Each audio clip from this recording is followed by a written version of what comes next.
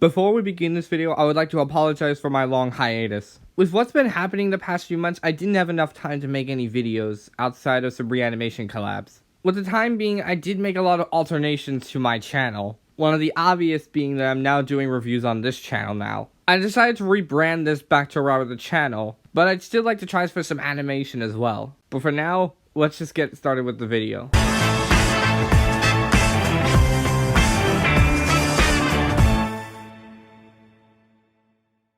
With the past 4 years it's been in the air, The Lighthouse has held surprisingly well. With its episodes, its comedy, and more importantly, its characters. When the show first aired, it took a while for me to get used to Lincoln's sisters. Heck, I kind of struggled on which of them would be my favorite and least favorite. They all have done some things that would make them your number one favorite. But there's also times that they would do something so horrendous it would lower them down. And making this list was not easy. Very few of them felt like obvious choices, which is why I took a deeper look in the characters and made my final decisions. And I finally narrowed them down to my top 5 favorite and least favorite. Like with most lists, it's all subjective, my list will differ from yours, so put your favorites and least favorites in the comments below. Also, keep in mind that not all of the sisters in my bottom 5 are ones that I hate. I just don't think they're noteworthy enough to be in my top 5. I'll explain my reason for putting each of the sisters in that slot as I go. So with all that out of the way, let's get started.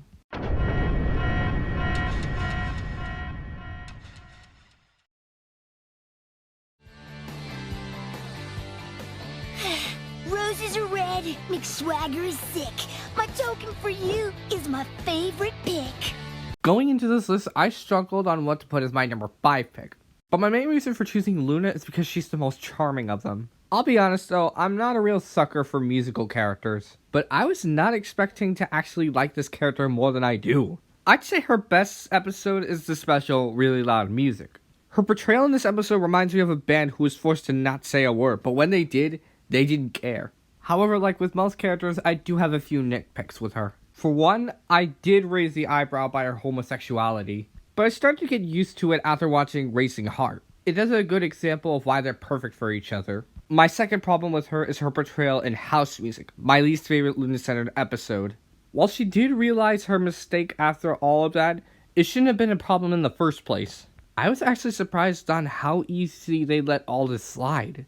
But other than that, I could say this character is pretty cool. Granted, not as good as the following picks, but good enough to avoid the bottom 5.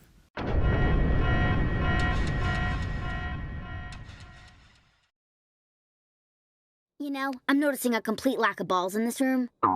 No soccer balls, no footballs, no baseballs, no balls. Good thing I brought my own. Now, I don't hate this character by any stretch of the word. In fact, I actually kind of like her. Lynn is definitely the second most ambitious of the 10 sisters. She's one who never gives up and actually teaches a good lesson to children sometimes. With episodes like Net Gained and Hero Today Gone Tomorrow, they teach a pretty good moral, whether it be equal teamwork or dealing with jealousy.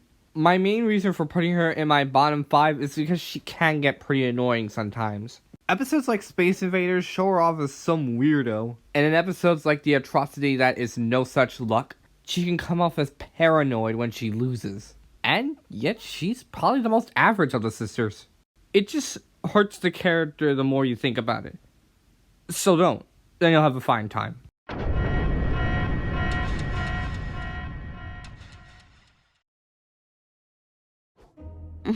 Edwin, no matter what I do, my siblings walk all over me. At least when things get bad, I can go to my secret dark place, which they filled with their junk. Typical. I'm actually surprised this character made it into my top 5. With her appearances in the first season, she came off as a bit obnoxious, especially in Sleuth Consequences when it came off as a weak twist. But then came Back in Black, which I consider my favorite Lucy-centered episode. Her personality and character in that episode is what made her all that good. And I'm not even a fan of gothic characters. And her characterization in the episode Tricked was just as good, if not more. Of course, that being said, she can get pretty obnoxious, just like Lynn. I wasn't a big fan of her moments in episodes like Sound of Silence, The Greenhouse, Get the Message, and, oh god, Slither Consequences. But beginning in season 2, she started getting a lot better. I could easily say she's the best of the young five. Lincoln,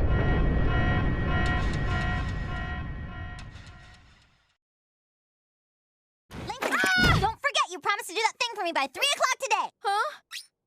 You didn't forget, did you? Of course I didn't forget, Lola.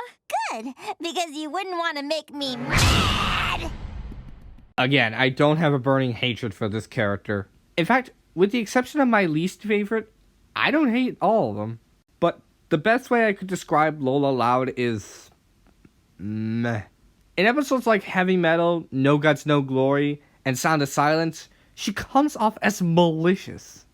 Actually, scratch it. I don't think she was that harsh on Lincoln and Sound of Silence, but she was harsh to the other sisters. I would have easily put her in my top 5, because she's definitely got the equivalent of a pageant queen, and she's the third ambitious of the sisters. The problem is Lola Loud is unreliable. In episodes such as Toads and Tiaras and The Tattler's Tale, both episodes in which I love, you can't even trust her until the end. And she's not getting points for me for being adorable, because I'm not that big of a sucker for that. Don't get me wrong, I like adorable characters, but I give them points as characters, not for cuteness. I'd mostly put Lola Loud in the meh category.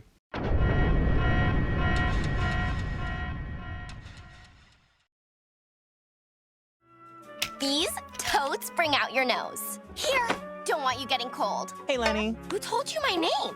Oh, I'm wearing a name tag.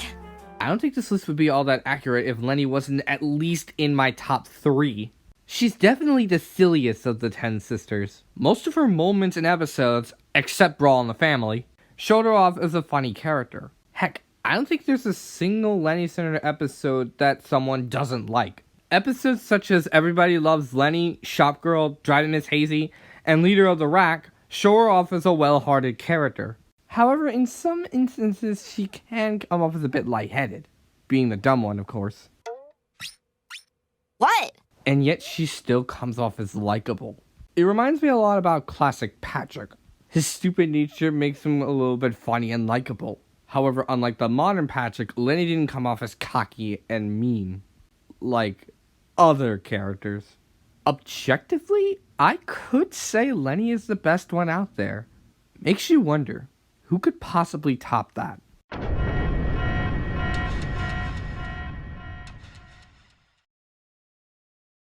Little present from Charles.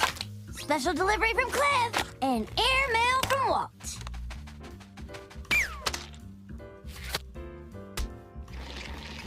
What about Geo? Oh, I taught him to use the toilet. Ooh, I really wish I could have liked this character more. I don't mind the twins having separate personalities, but Lana just might be the weaker of the two. If you want to make one of the sisters a tomboy, try to make them a little bit more believable and realistic. I find it very hard to believe that people would actually trust her being a mechanic. Sure, she may have been a bit successful, but doesn't it feel weird that they actually trusted her, no questions asked? I mean, she's only 6 years old. You to trust a 6-year-old to take care of your car? Combining that with the fact that she's the grossest of the sisters just really drags her down. And like I said, her cuteness does not save the characteristic. In fact, the only episode centered around her that I actually enjoyed was A Mud Above, Toads and Tiaras, and possibly Frog Wild, from what I can recall. Like with Lola Loud, I'd put Lana in the meh category.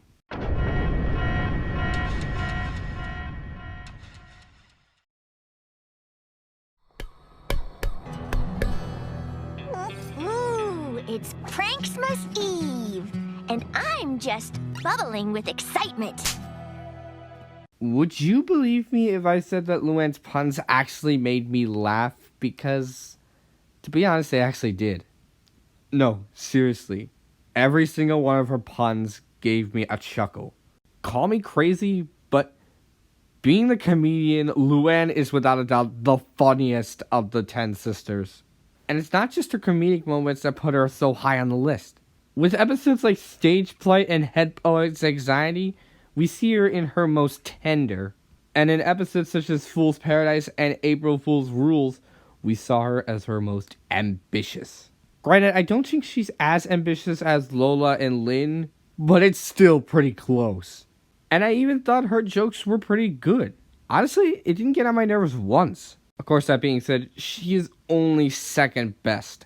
I almost thought to put her in my number 1 slot, but there was one sister who topped it all off. But still, I'd say Luann is as good as my number 1 pick, if not more.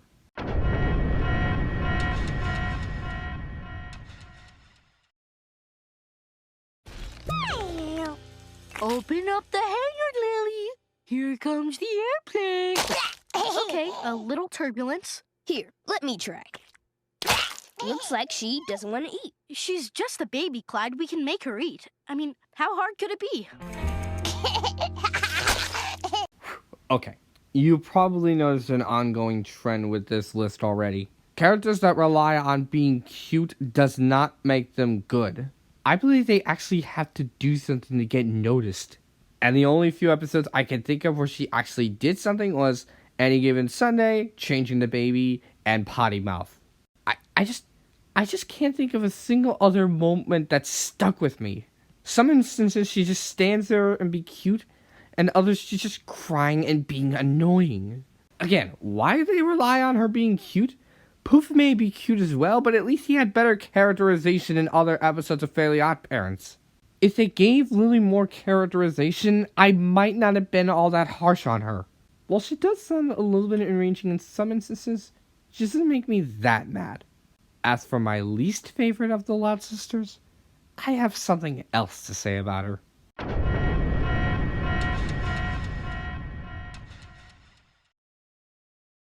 Stinks. This was supposed to be a romantic date with Bobby, and now look where I am. No offense, Clyde. It's just, I should be on this ride with my boyfriend. But maybe I don't even have a boyfriend anymore. Bobby doesn't seem to care about being with me at all.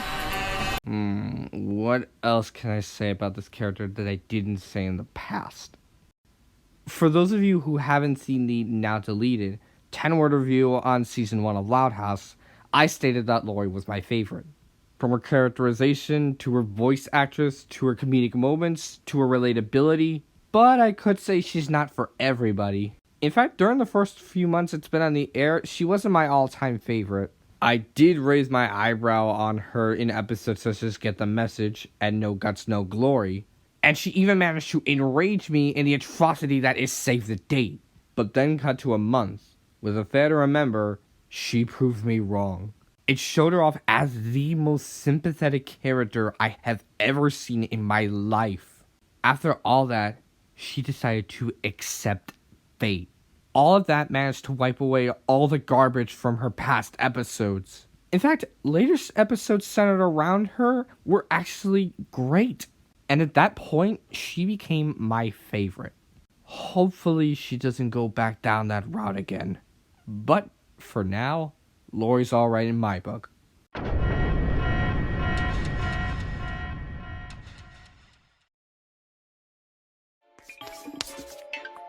I fear for my family's well-being. Truth is the foundation of any functioning society, whereas lying can only lead to chaos and ruin. I must rectify this problem.